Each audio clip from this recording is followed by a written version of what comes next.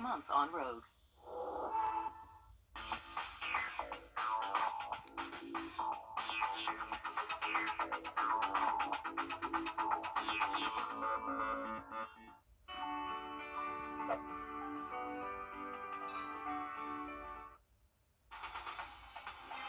Live from Augusta, you're watching News 12 live at 5. Well, look at those numbers on your screen. Our weather team is predicting some below freezing temperatures for overnight into tomorrow morning. First Alert meteorologist Mikkel Hannah Harding is here with us. And Mikkel, the weather team actually issuing a first alert because of how cold it's going to get here. That's right. Well, we do have a first alert in effect not only for tonight, but again tomorrow night, and then for some of our mornings this weekend, because we're going to see periods of time where the temperature could be below 26 for more than 6 hours, which is when we have concerns about pipes being frozen and also bursting. So unfortunately, we do have to kind of watch out for that. Once again, haven't had to have this happen though since about Christmas of 2022, so it has been some time since we've seen air this cold. We're looking at rainfall though departing a front that moved through this morning also to our east now. We have a special weather statement in effect for some of our western counties for concerns of black ice, where there still may be some puddles on the roadways, and also just cold temperatures in general. There is also a wind chill advisory in effect for Wilkes and Tolliver County for wind chills as low as 0 degrees. So you're not mishearing me, as low as 0 degrees. So some single digit wind chill values could be possible in the western CSRA. We're already seeing temperatures in the 30s and low 40s right now. You combine that with those winds gusting near 20 miles an hour, and it does feel below freezing out there in Sparta right now. It feels like 29. It feels like 34 in Washington, and you can definitely see our western half of the CSRA is getting in on some of those colder values for temperature, which will be the case again for tonight. We'll look at that more in detail, but let's take a look at some traffic. And now, first alert traffic.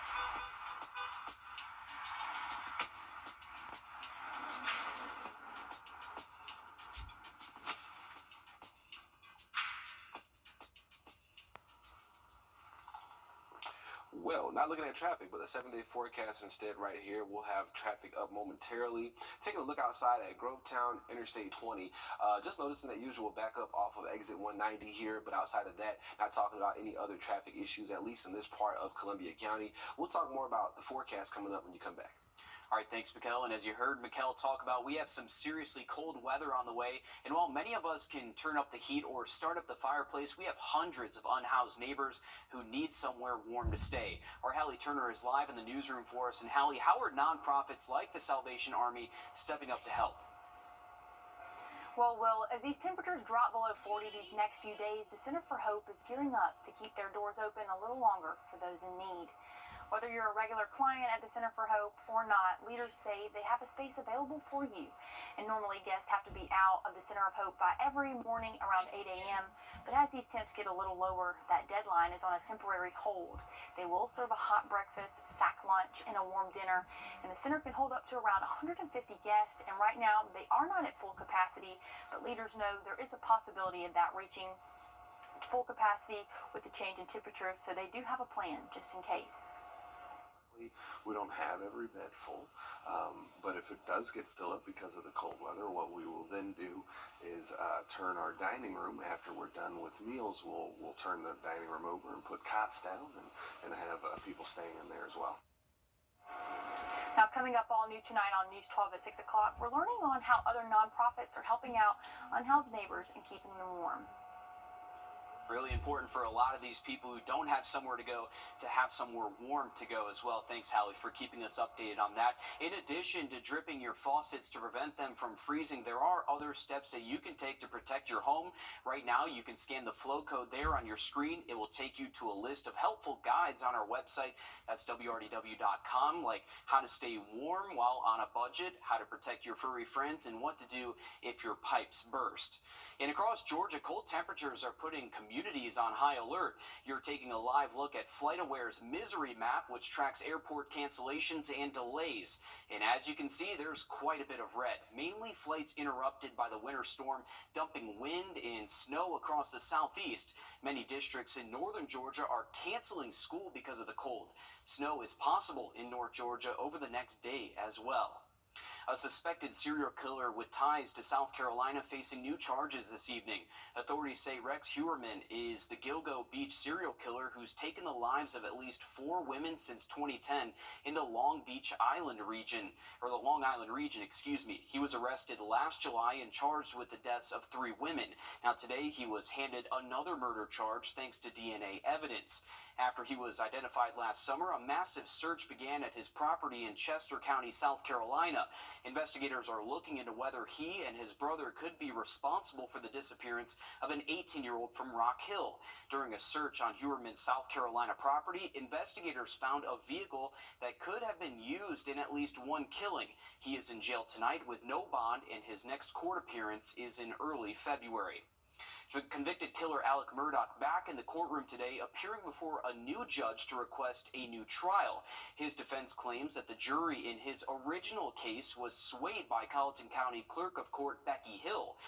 Murdaugh's attorneys will be able to provide evidence of that during a hearing at the end of the month.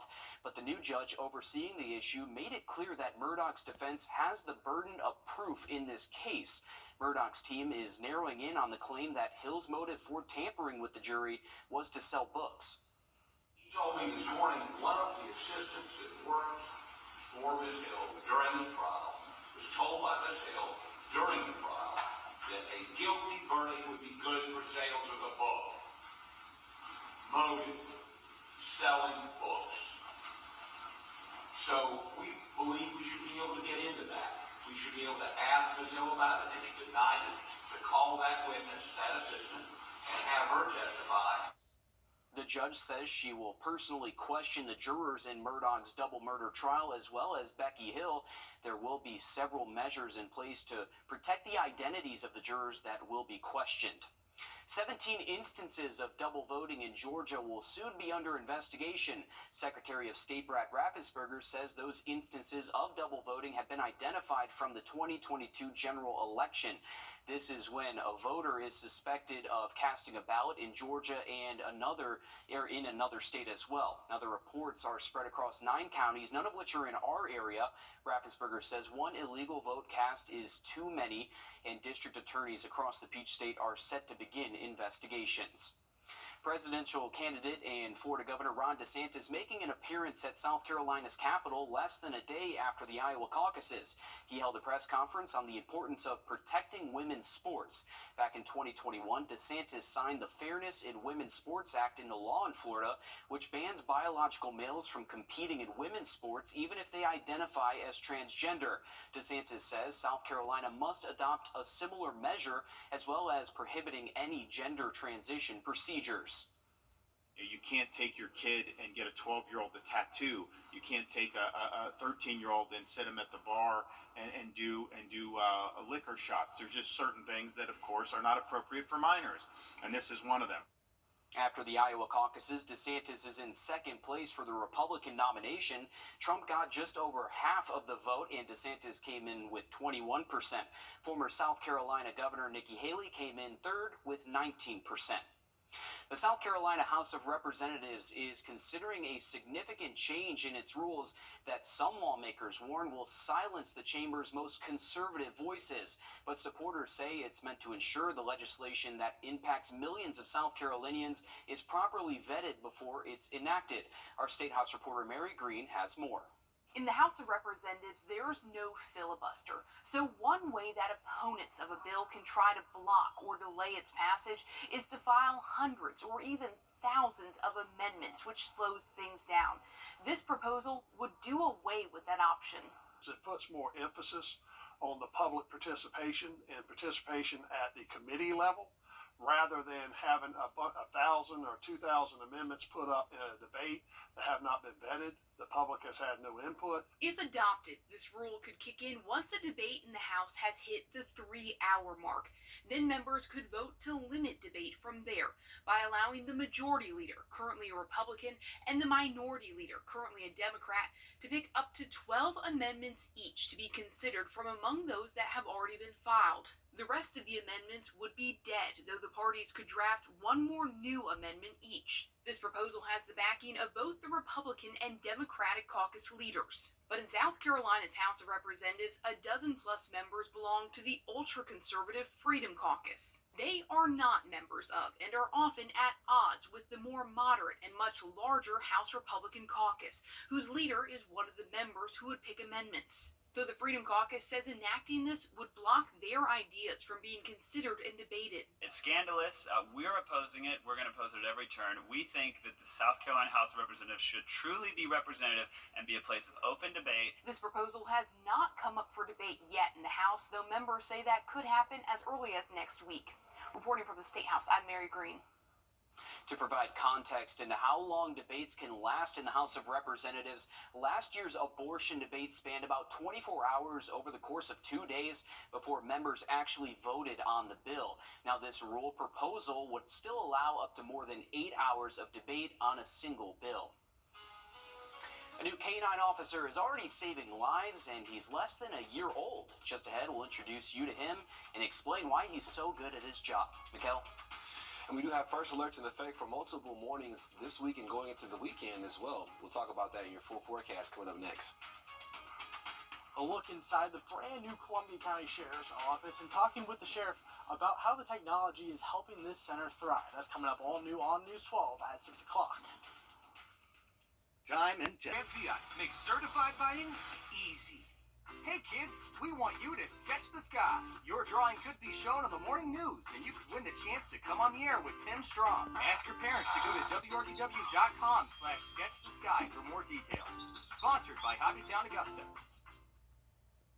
Welcome back to Live at 5. We're taking a beautiful look outside from the Clarks Hill Lake, and you can see a little bit of a chop to the water. Also, just noticing some cars going down the causeway here, and you can see a defining line of clearing off of the distance as well. So we are expecting these skies to continue to clear out for us. Bushfield Airport already getting in on some sunshine once again, and those winds out of the northwest at about 9 miles an hour, definitely making it feel a little bit cooler out there right now. As far as a look from Grovetown, just noticing traffic off of that exit 190 off ramp. Temperatures right now already in the upper 30s in Sparta. Elsewhere we are in the 40s, so it's a very chilly feel right now, and these temperatures are only going one way, and that is down as we head into tonight. We're going to be waking up with temperatures in the teens and low 20s for most locations tomorrow, so a very frigid, bitterly cold start for us, and you definitely want to make sure that you bundle up and make sure the kids are dressed appropriately as well.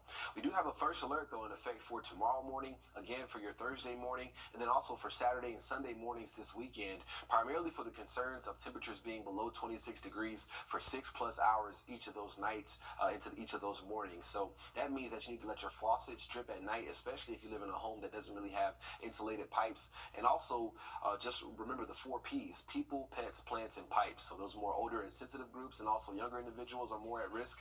Pets, of course, you want to make sure that they're staying warm, even if they do stay outdoors. And also just talking about protecting those sensitive plants, which hopefully you have done by now.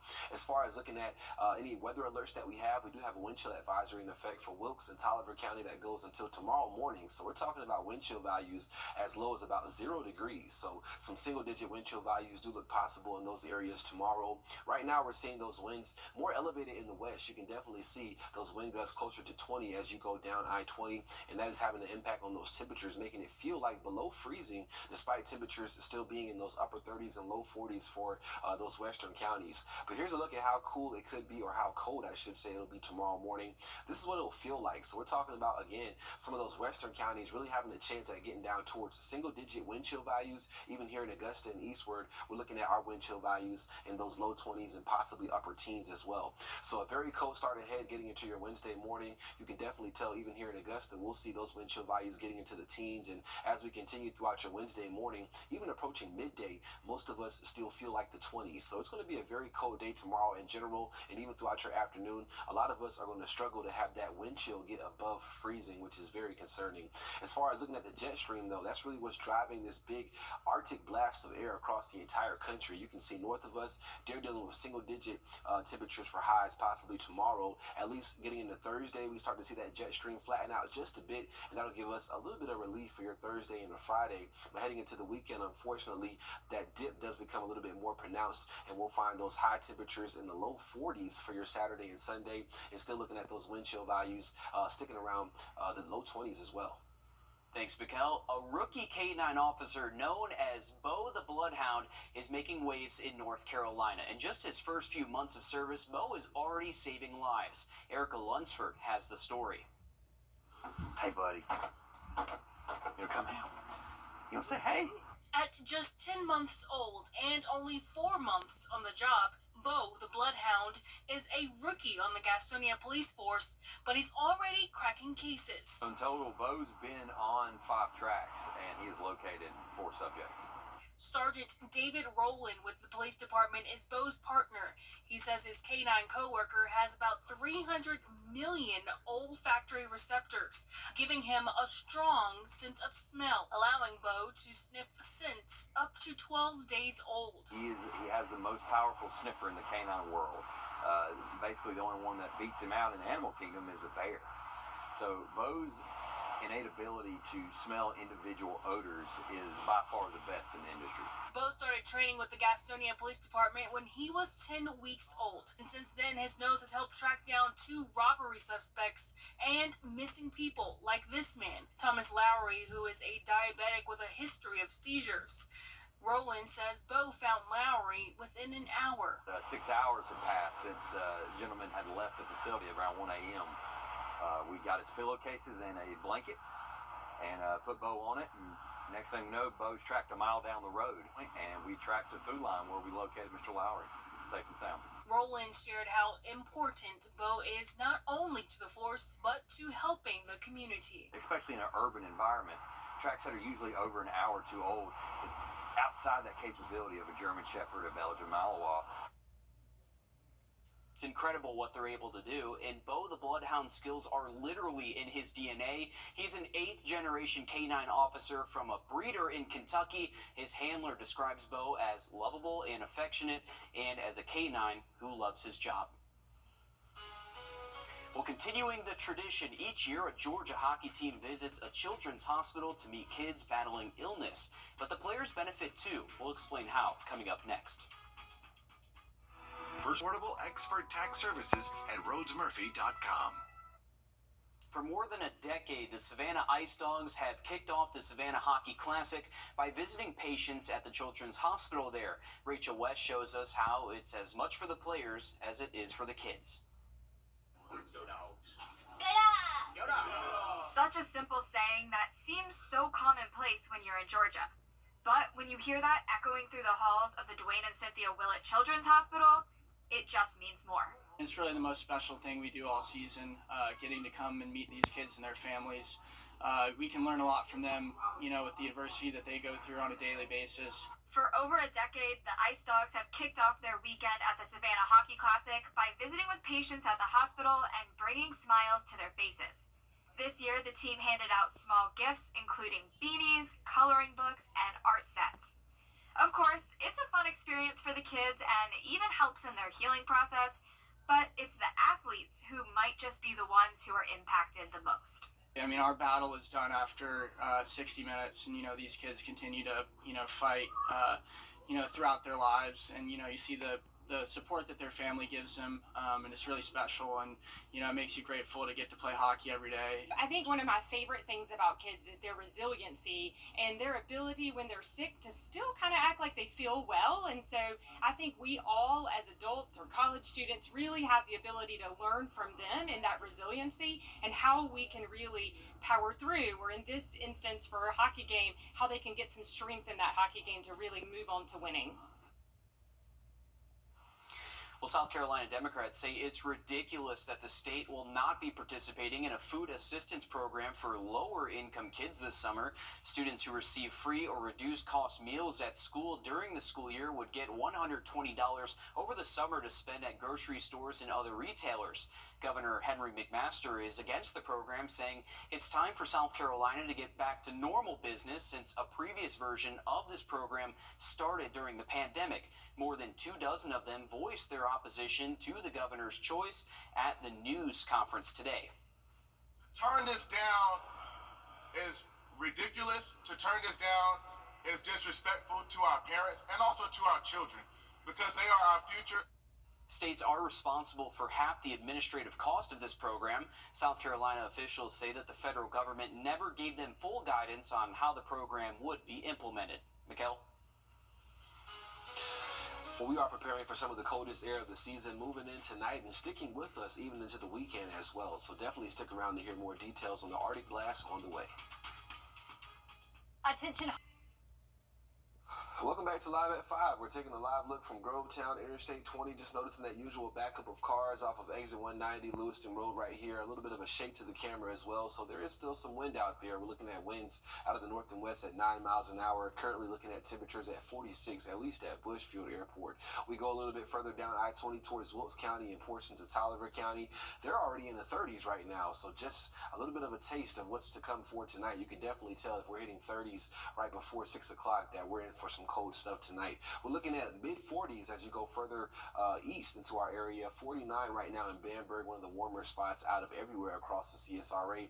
We are going to see temperatures, though, for tonight bitterly cold, down towards the teens and low 20s, widespread across the area. So definitely a hard freeze, and also the potential to have 6+ hours of those temperatures below 26, which could cause some concerns when it comes to those pipes freezing and bursting. So if you don't live in a home with those insulated pipes, definitely let your faucets drip for tonight, and then you should be okay once we get towards about 10 a.m. tomorrow. As far as looking at the wind chill advisory in effect for Wilkes and Tolliver County, that's for wind chills that could get down to possibly single digits tomorrow, and we are likely going to see that. You can see as we approach about 5 a.m. tomorrow morning, we're already seeing those temperatures in the teens for wind chill values, and there goes those single digits for places like Hancock County, Tolliver, and even Wilkes County. In Augusta, it could be feeling like 19 around 7 a.m. tomorrow, and even approaching midday, still looking at feels like temperatures below freezing right here in Augusta. So some very cold air moving in. We do have first alerts in effect for a couple of mornings out of the next 7, so be sure to stay weather aware and bundle up.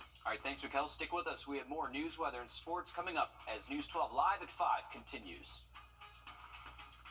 On air and online, News 12's First Alert Traffic and Live Eye Camera Network is sponsored